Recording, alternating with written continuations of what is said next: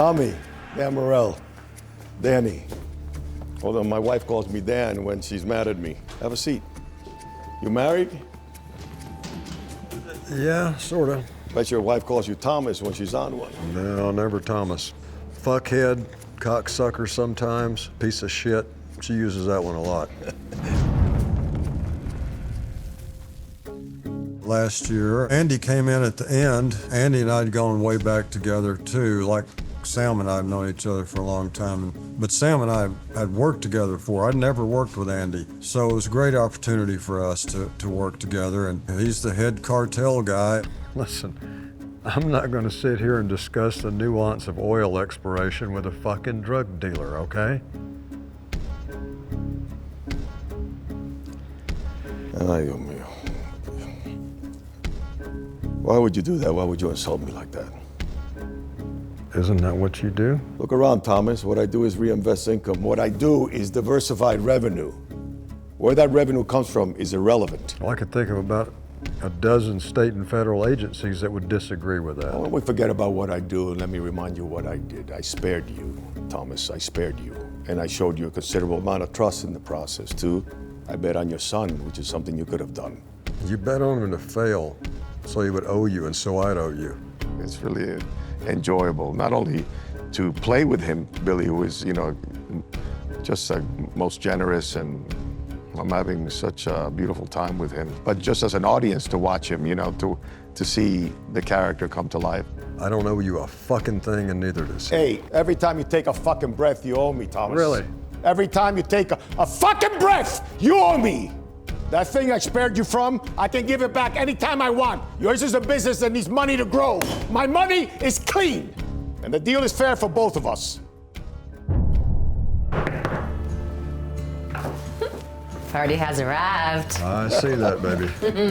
It's a lot of fun. We had the Cattlemen's Club scenes with more of the other characters where you really get to connect. Y'all need to cherish this. I mean, do you know how rare it is to love someone long enough to actually know them? Most people, once they get to know their partner, they fall out of love. But a rare few fall deeper. At the end of the day, it's we're just playing, and you're feeding off each other. You get everybody's energy, and you start establishing relationships. And a real generosity, kind of everyone really supporting and being able to kind of hold each other within each of those scenes. Ms. Miller, such a pleasure. Thank you. The pleasure was mine. You know what I do?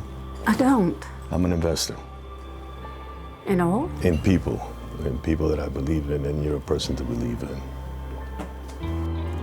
Well, I may need an investor. I'm very easy to find.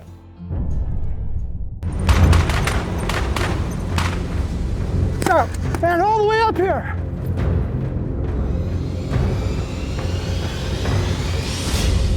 Walt!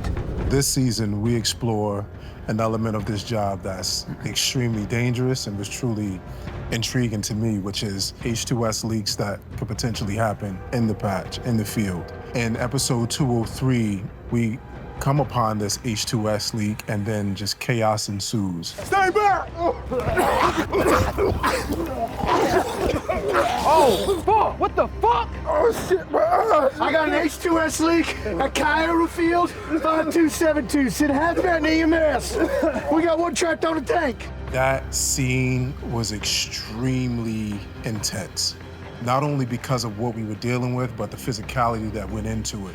And us as actors experiencing that, that was one thing, but to know that these men in this field actually deal with this on a daily basis and this could potentially happen brought a respect on an intimate front, because now we see the level of care that everybody on the patch has to have for one another in order to be safe in these dangerous environments. Get that, buddy. We gonna get out of here. We going home. You guys better get the hell out! Meet us at Midland General!